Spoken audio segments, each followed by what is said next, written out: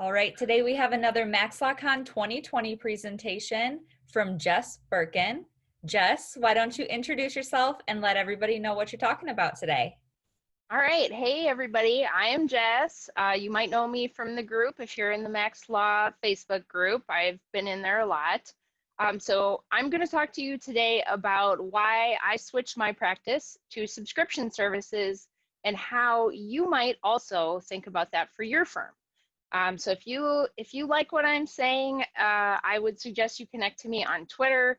I'm at Jess Birken on Twitter. If you don't like what I'm saying, connect to me on Twitter anyway, because it's fun to fight on the internet, right? So Law Twitter, if you're not there, is amazing and it's super fun, and it's the only thing that makes my morning complete. So I wholly recommend you get on there and follow me, and let's connect and we can talk about innovation. So yeah, so I'm Jess. I've got a private practice that I've been running on my own. I'm a true solo. I have one full-time staff that works for me who's not a lawyer. But before I went into private practice, I worked in-house at a large nonprofit. So my practice is solely focused on serving nonprofit clients. I work with small to mid-sized organizations, and I'm kind of like a small business attorney that has extra compliance knowledge, right? Because they have special rules that apply to them. So in 2016, I left my old law partner and I hung my own shingle. And, you know, I have great clients, I'm good at my work, but eventually I just started to feel a little frustrated with my job. I was just sort of like, you know, more and more frequently. And I was working for myself, you know, I had this cool co-working space. I couldn't quite figure out what was becoming so dissatisfying in my work. And so I started to think about it. And the problem for me in my practice was not running the business. Like, I absolutely love that part of the business, and I'm actually pretty good at it. I love tech. I love creating efficiencies. I'm not afraid to try new things. I'm not afraid to abandon something that's not working. And I absolutely adore the nonprofit sector. I have a master's in nonprofit management. Those are my people, right? So I feel great about the kind of work that I do. But I was starting to feel really overwhelmed and just kind of annoyed by my clients and their problems. So they were just really driving me kind of nuts. And I found myself having a lot of fires to put out all the time. People would contact me with emergency situations like that they should have asked for help with a long time ago. You know, oh, we fired this employee and now they've filed a complaint against us. Or, oh, I'm finalizing a real estate deal tomorrow, and could you just look at these papers really quick? Well, you know, it's like these last minute drinking out of the fire hose, firefighter mode all the time. And for me, that is just not why I wanted to be a lawyer. I don't find firefighting to be the fun part. Some people do. Some people need to live in that crisis mode all the time. I think those people need to go to therapy because that's not healthy. That's a different topic.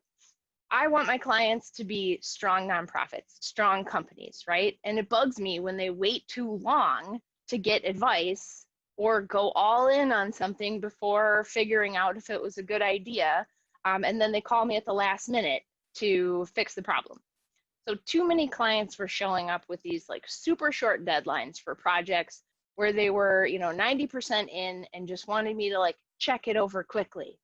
And I think regardless of your practice area, you know, we all know people who are, you know, family law attorneys, and the person comes to you and they've already done a bunch of self-help and they should have contacted a lawyer a while ago. Whatever the case may be, right? You're familiar with this client. We've all had those people.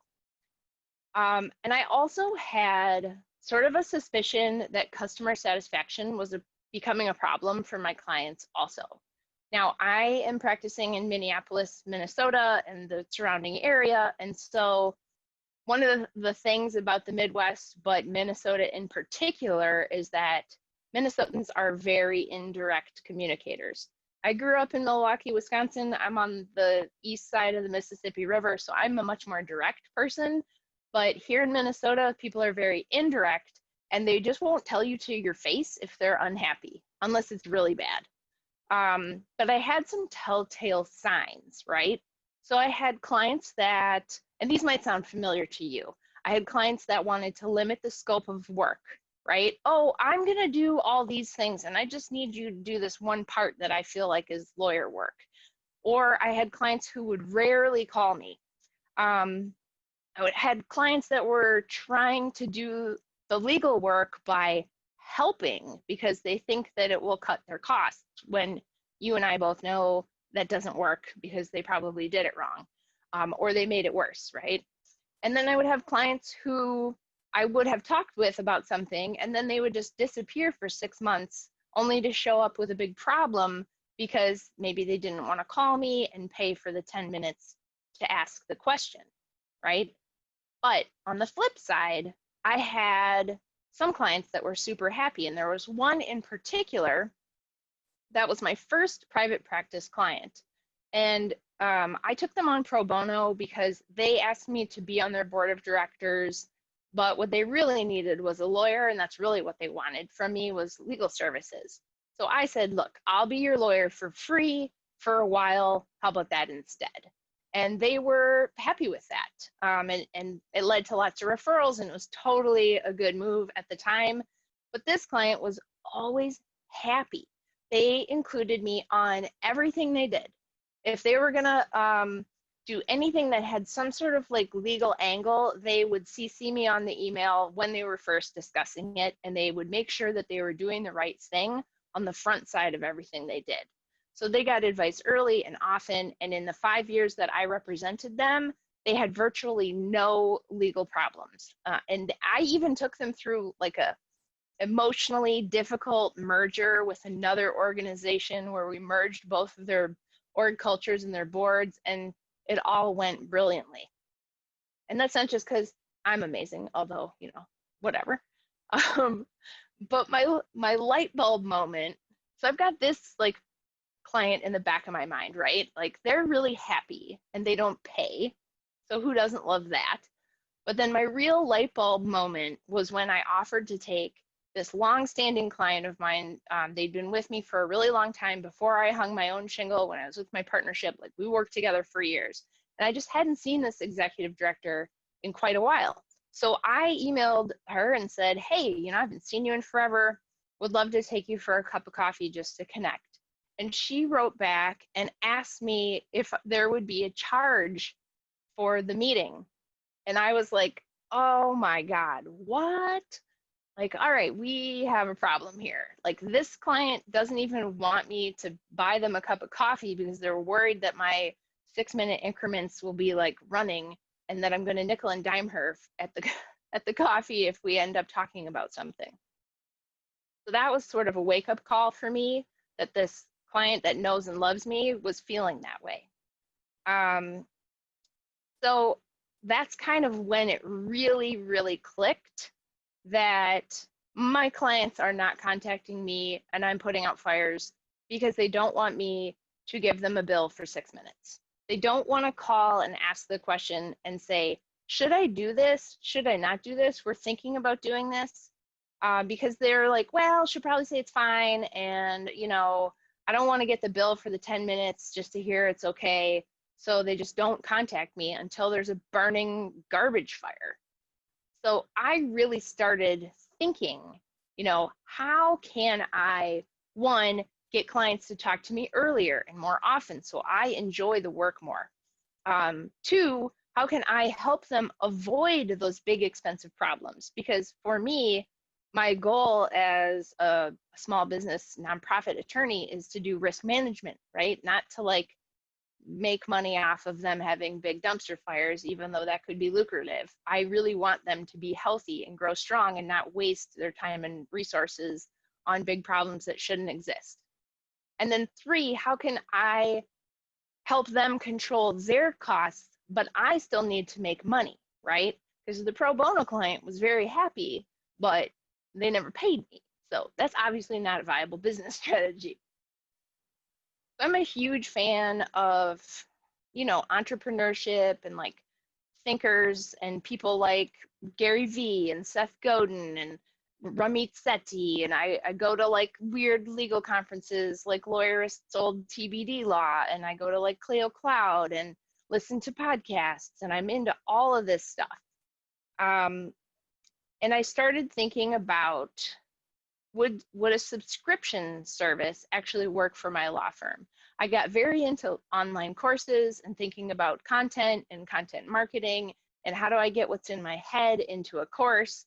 So I started by building an online course, and then all of this stuff with my clients led me to think about subscriptions and trying to take away the pain of the 6-minute increment, right?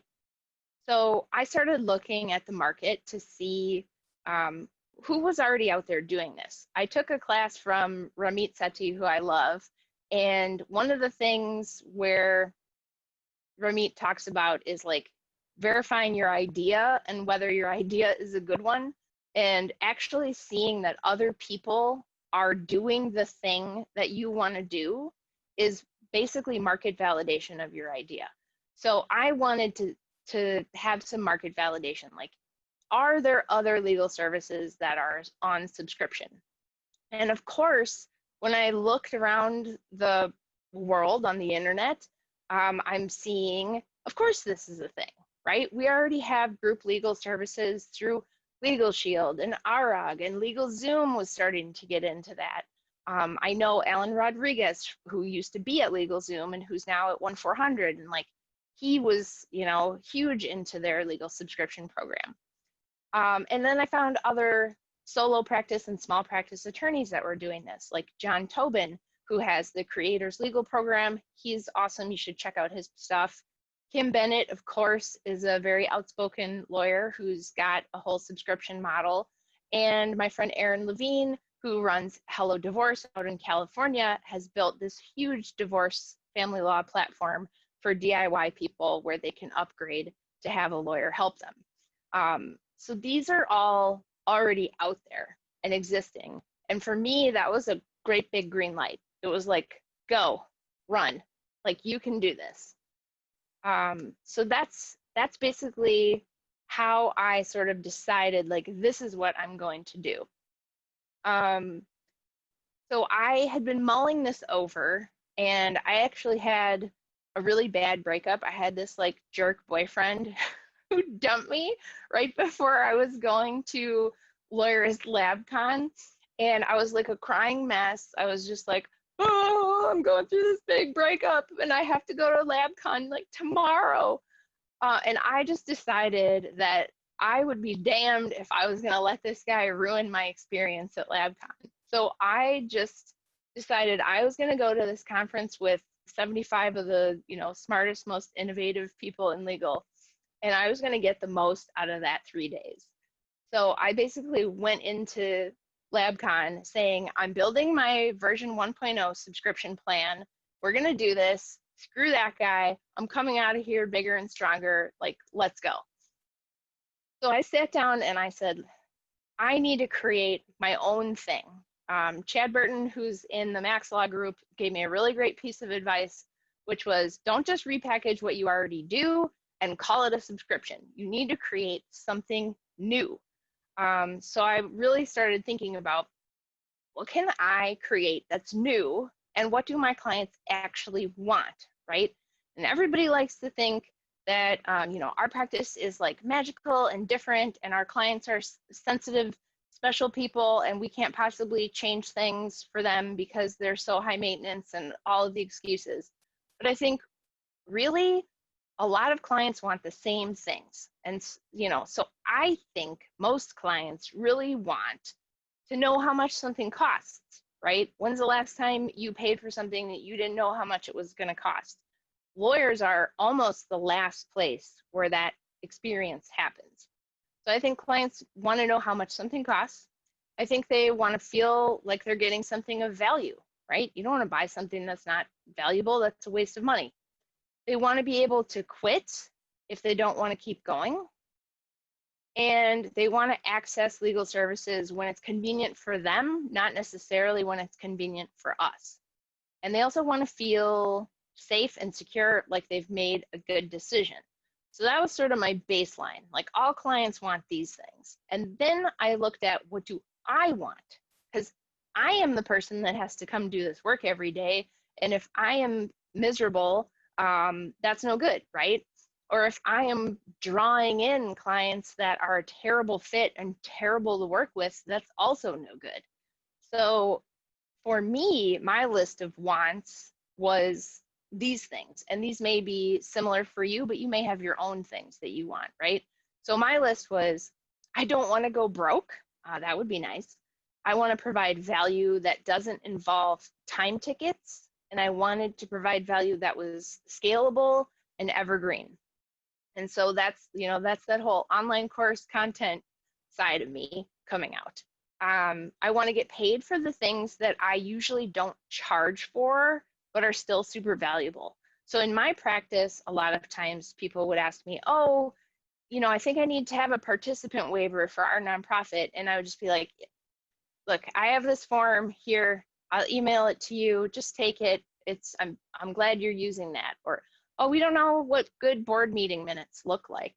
Well, here's some sample meeting minutes. What am I going to do? I'm going to charge them, for the 30 seconds it took me to email them that document. That never felt right. But I am providing them something super valuable. So how do I kind of capture the value, right? And I also wanted to Chad's point, create something new and not just repackage the same old, same old. And I really wanted to have more fun and enjoy my work, because it is me that is doing the work. So what I created was my Mission Guardian program. You can totally check it out. You can go to my website, birkenlaw.com/mission-guardian,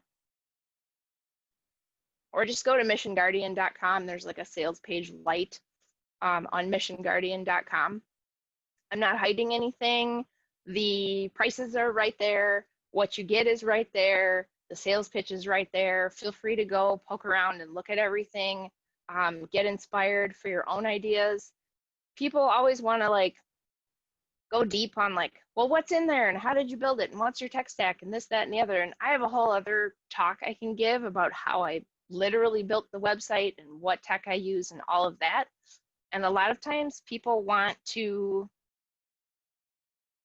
pick my brain about the subscription program because they're thinking about doing it for them. And I'm always happy to do that. I give talks like this and whatever. But I think the thing that you need to know is that what works for me and my clients in my practice doesn't necessarily translate exactly to you and your clients and your practice, right? The thing that you need to know is that this is worth doing. So I mentioned Alan Rodriguez from 1-400. He used to work at LegalZoom, and he told me that once LegalZoom started offering subscription legal services, those services accounted for 24%.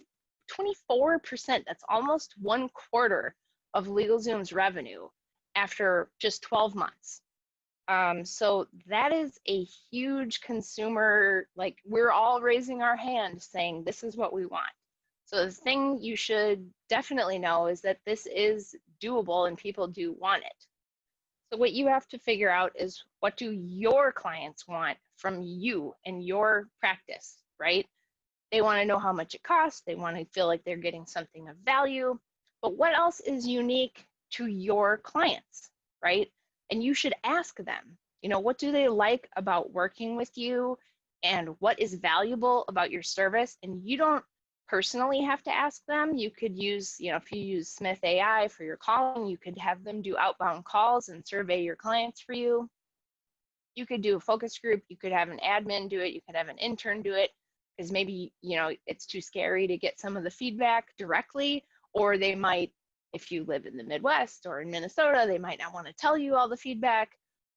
But I think it's important for you to actually ask them, what is it that they like about working with you, so that you can double down on it and figure out what else you can offer. because we need to think about what we can give them besides our billable hour.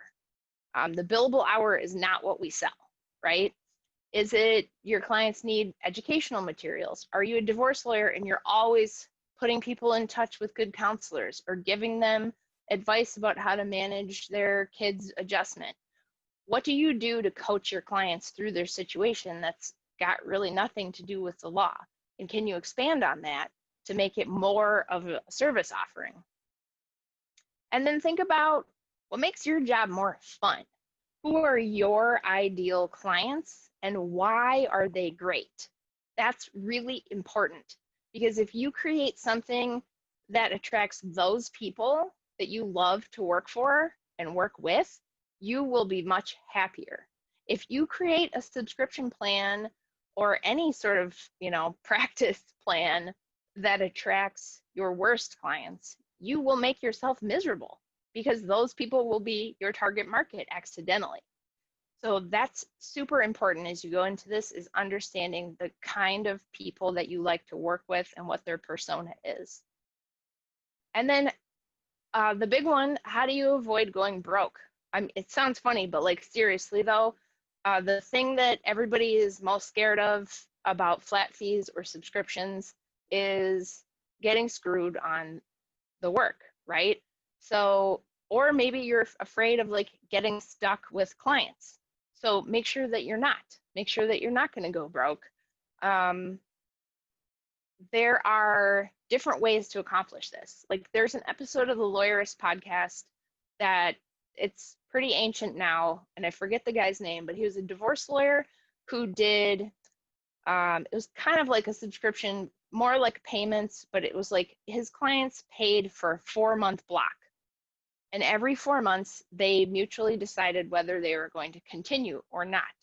And he had figured out in his practice that the 4-month window is about the right amount of time where he's at to get people through the sort of like initial phase and decide whether they're going to trial. So they've gone through mediation and it's like shit or get off the pot, pardon my French. So if you're going to go for the next phase, you're going to pay for the next 4-month chunk. If you aren't, you're probably done because you've already settled. And that worked for him in his practice because he figured that out, and he figured out that he wasn't trapping himself in with somebody for this flat fee.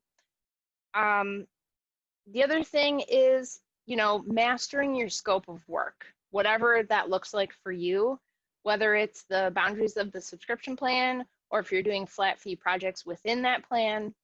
You need to define your scope and stick to it. And it's okay to make mistakes. You're going to learn from that, and you're going to iterate this, and you're not going to make something perfect the first time. So my recommendation is create a on paper subscription plan and then beta test it.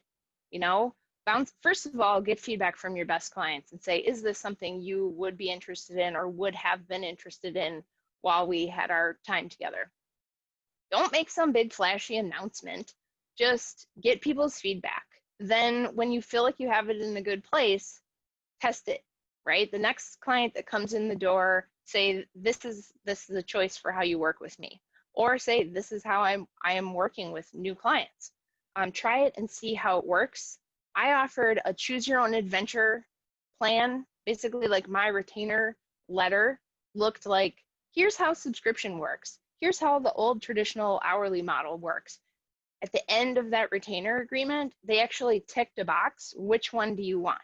Now, of course, like this engagement letter was like a incredibly good sales tool, because I'm like, subscription is amazing, and here's all the reasons why, and hourly blows because I'm nickel and diming you the whole time. That was an obvious choice. But the thing is that after 1 year of offering that, you can pick. I'll either bill you hourly or we can do subscription with flat fees. Nobody ever picked hourly ever again. And so after the first 12 months went by and exactly 0 new clients chose hourly billing, I just don't even offer it anymore. And now my retainer agreement looks like, this is how I work with clients. This is how other lawyers work with clients. And at the end, they just sign and they become either a subscriber or they pay me a flat fee, or both. The other piece of advice that I have for you is to get comfortable with new systems and use them. If you have been doing hourly billing, and that's the world you're coming from, which is most people, you need to start understanding like a new way of thinking, right? You don't have to make everything yourself. You don't have to make a whole website like I did. You can go hire 1-400. You can use Gravity Payments. You can find the tech stack that's user friendly for you. But you cannot just do things your old way and expect to make money on a subscription plan or a flat fee plan. We have to change how we work, right? Because the hourly model is it's basically built for like the more time you suck up, the more money you make. And this whole thing throws that on its head and says, Jess, you need to be super efficient. You need to have systems and you need to like master automation and delegation so that you have a margin on your that there's a profit.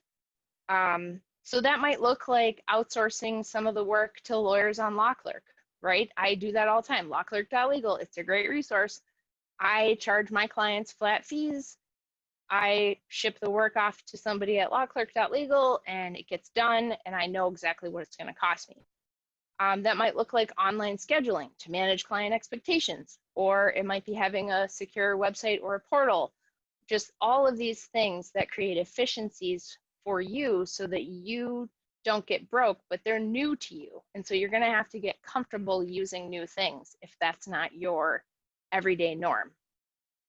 Now, if it is your everyday norm, you should be switching to flat fees and subscription as quickly as possible because you are slowly declining your revenues the more efficient you get on an hourly basis, right? So that's really the advice, avoid going broke, make stuff your clients will like, attract your ideal clients, and, make stuff and break stuff.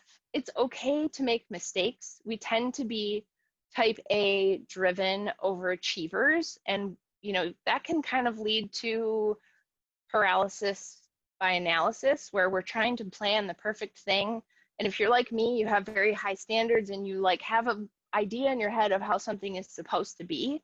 And even if you put out what you think is the most perfect God's gift to whatever, your clients are going to get in there and break it, and you're going to find out things, and you're going to end up with version 1.2 and version 1.3 and version 1.4, and then eventually you'll be like, you know what, actually, we need to go to 2.0. That's how this works. It's okay. You are going to learn along the way.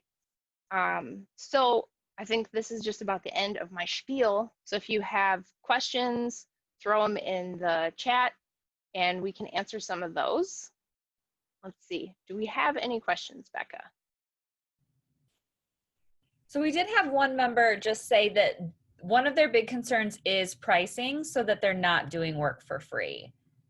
Yes, amen, right? That is the scariest thing. And if you look at my Mission Guardian program, what I offer is to my clients as part of so let me just give you my subscription works like this. People pay a recurring monthly fee and it's pretty low.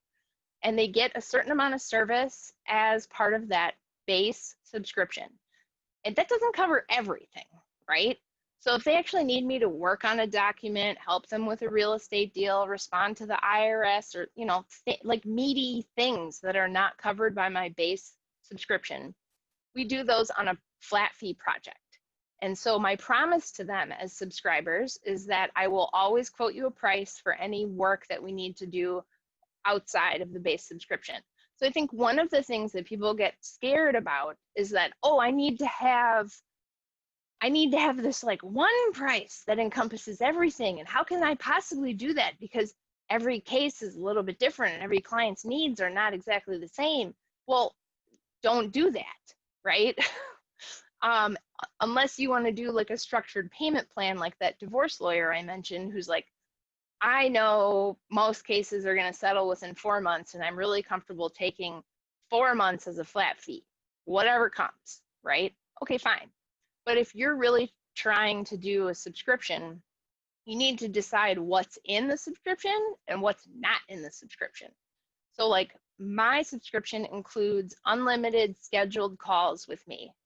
And that sounds scary AF, right? Like that was the thing I was most terrified of, was like, oh my God, I am gonna die doing these scheduled calls every day, 8 hours a day. It's just gonna eat me alive. And bear in mind, like I do this with the whole city of Minneapolis. There are 70 neighborhoods in addition to all my other clients. I work with all 70 neighborhood associations for the city. And so like the prospect of like this many member calls was like terrifying to me. And the reality is I tried it and I was like, well, I'm going to put it out there. And if it doesn't work, I will figure it out. Guess what? Ain't nobody used those calls. I'm like begging people to schedule calls with me because I'm trying to be like, hey, use your subscription. I don't want you to like decide this isn't worthwhile. And also my flat fee project work goes up the more of those calls that I do, because then I'm identifying issues with them, right? So it's actually proven to be, I sometimes am like, oh crap, like I haven't heard from so-and-so in like 4 months. They're like, we need to connect because A, I need to know what's going on with their company, their nonprofit, and B, like I don't want them to feel like they're not using this. So sometimes you're gonna just be terrified of what you're building, and just remember, like that's why you're gonna beta test it, because you don't actually, right now you're just afraid of it, but that's not reality. That like we have an incredible capacity to like wind ourselves up because we're risk managers and we're cautious and we're trained to be cautious. We think of every possible way this could go wrong, and that ends up stopping us from doing the things that we need to do, right? And that's why we're in the Max Law group or the guild or whatever, because we need that little like, no, come on, you need Tyson to be like, you're gonna do it. And so, you know, yes, the pricing can be scary, but you just need to build it in a way that you feel like you can take that leap and know you can always change it because you're going to beta test. I will say that for me, it has ended up that I have 3 levels in my subscription. It's like baby nonprofit level, growing nonprofit level, and super established. And the super established level, like nobody ever goes for. I fully intended for that to be a thing that I had clients in, but it ends up just making the other 2 look very reasonably priced. I have no subscribers at that level. I'm happy to have some, but my clients are just very cost conscious. So they want the middle one, or they're a brand new nonprofit and they go with the one that's right for them. So there are things that you can't predict that will happen that will just be just fine. Anything else? I'm not seeing any other questions. That was great. Awesome. Before we go though, if somebody would like to connect with you, get a hold of you, what's the best way to do that? Yeah. So you can, like I said before, you can find me on Twitter. I'm very active there. That's at Jess Birken, JessBirken. And you can also go deeper with me on my website, which is hackyourpractice.lawyer.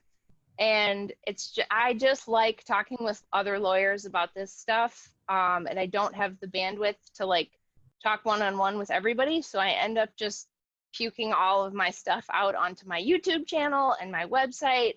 And I had the cutest lawyer on LinkedIn the other day said, oh, I watched your YouTube series about X, and I'm just wondering if it's okay if I do that in my practice. And I was like, oh, yes, please do that. That is why I'm putting this stuff out there.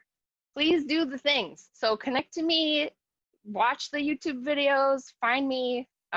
Let's change the law for the better. That's awesome. Thank you so much for spending the time with us this afternoon. You're welcome. Thanks for having me. Of course. We'll talk soon. All right. Bye.